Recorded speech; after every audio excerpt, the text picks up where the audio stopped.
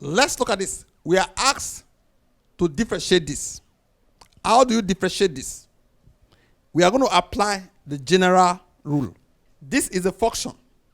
The function says y is equal to s raised to the power 2 minus 1 over x. But before we do any the y dx, we must put everything in form of indices. This is already there. No need to do anything here. What is the meaning of this? 1 over. In indices, it means raised to the power minus, which is what? Inverse. That is s raised to the power minus 1. We can now say dy over dx. Generally, simply saying, this s is saying, oh, my neck is paining me. I'm carrying 2 for a long time. Oh, my God. I'm carrying 2 for a long time. Say, oh, don't worry. Calm down. 2, calm down. But s, you can't just stay without carrying anybody. You must carry something. So what should I carry? I will reduce the load by 1. That is 2 minus 1. We put this here. This one too is also being carried by x. We put it down. Calm down, because your guy is complaining. Okay?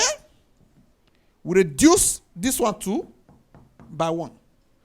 You now have something to solve now. What is that? 2, 1, because 2 minus 1 is 1. Minus is plus. X. Minus is what? Remember here, when I say minus, that is minus multiplied by minus. Because this bracket means multiply. That is minus multiplied by minus equals to plus. That is for this. Then we put the x.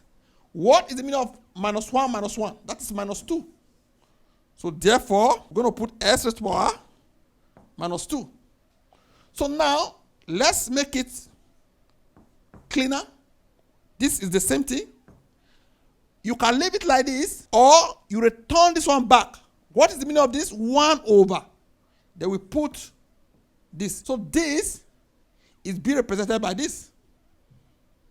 So we still put the 2 here. So this is the differentiation, not the function. The process of arriving at this answer is called what? Differentiation. The answer is the derivative of this.